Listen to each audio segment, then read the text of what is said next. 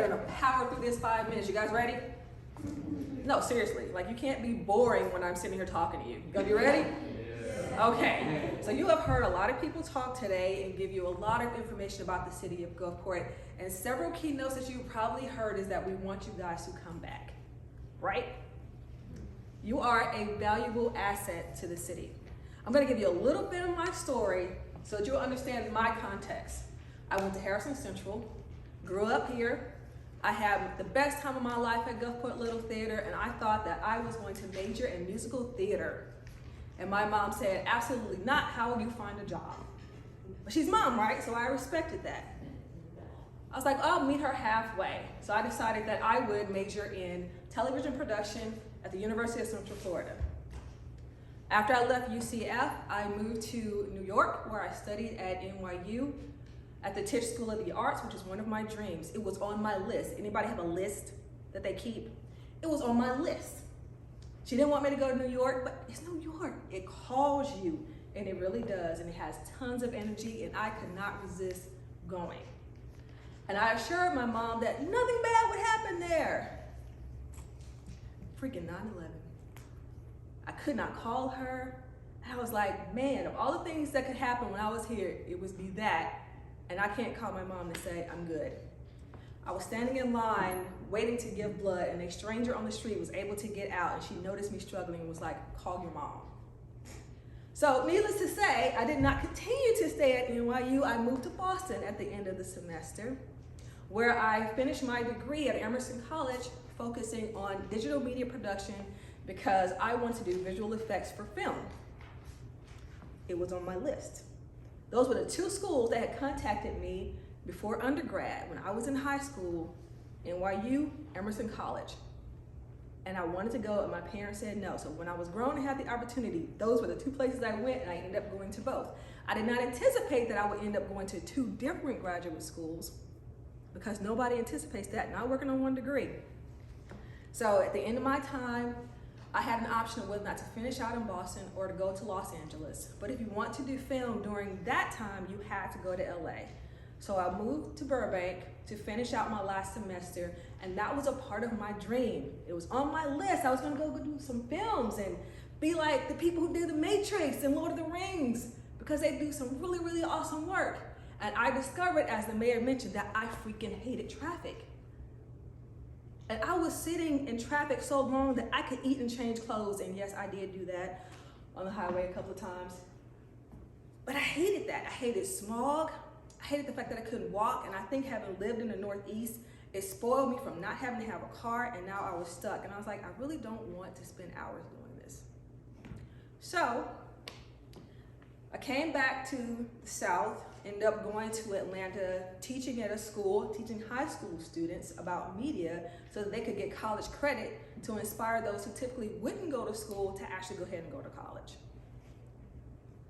Prayed really hard, ended up going to seminary. From seminary in South Carolina, you following how many times I moved? I went to Johannesburg. When I was in Johannesburg, I was doing a lot of graphic design for a denomination.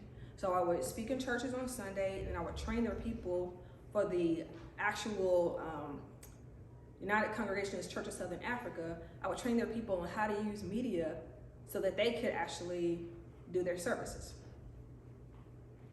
That was not on my list. When I was in seminary, I traveled to Belize and climbed Sanatanich, which is a Mayan ruin. That was not on my list. A few years ago, with the recession, I started a business doing consulting work for nonprofits because everybody was cutting their marketing department because for whatever reason, people feel like when they don't have money, they shouldn't advertise to get those customers. Makes no sense. So they weren't hiring. So I started a business, and then I marketed to them why they needed me because they didn't even know how to update their website or create a freaking brochure. That was not on my list. The reason why I keep mentioning lists is because, yes, you write your goals and you have them written down and you go back and you look at it because it lets you know when you are ticking off, when you're moving forward on the things that you aspire to do. But I also want to encourage you to leave room for life's opportunities. Leave room for some of the things that you don't anticipate, because they could lead you to things that you didn't even think to put on your list, which is how I got here. I never thought that I would come back to Gulfport. I actually said, I will not be coming back here. And yet here I am.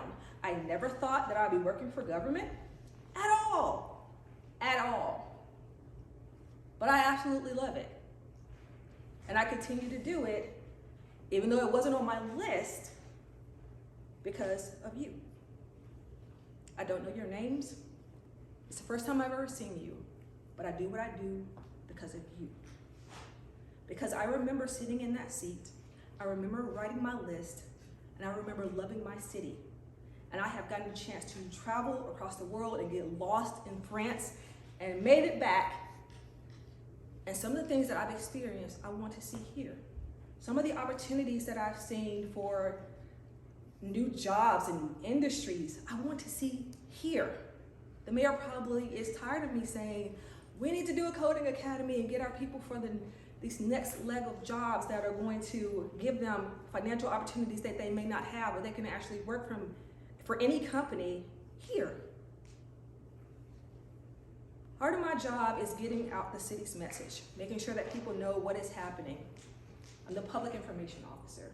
I am the one who stands in front of the camera and says, this is what's going on in the city. I am the one who lets people know when they need to hide from hurricanes or get out of here. I'm the one who helps promote a lot of the things that we do. But another part of my job is community relations. And that's when I think about what are the gaps between what the city does and what our citizens need access to. For example, with the COVID-19 pandemic, there are a lot of people who lost their jobs, weren't able to pay their rent or their mortgage. So my goal was, who out in the community actually does this work, and how can the city partner with them? And there is an organization that does that. And so I became their voice so that the citizens know you don't have to end up homeless. There's somebody that helps you. So my goal and my role is to make the city better for you. And when you walk out those doors, you decide that you're going to graduate and go experience something else, I understand that. I have wanderlust very badly, but I also have a love for home. And I also know that the grass isn't always greener on the other side. So go explore, but know there's always a place for you back here in Gulfport.